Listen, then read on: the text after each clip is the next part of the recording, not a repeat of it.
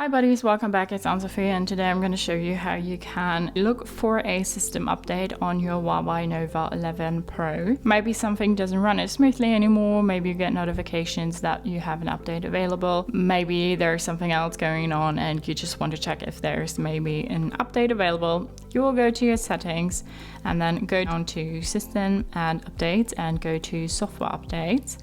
And it's checking for updates right now, and our software is up to date.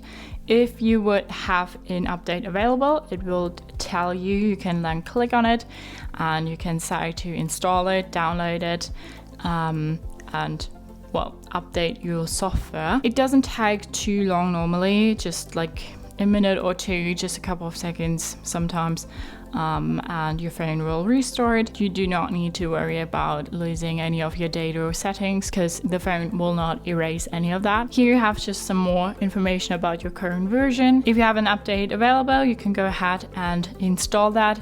If you don't have one available, you can just go back and check anytime soon again if you have one available.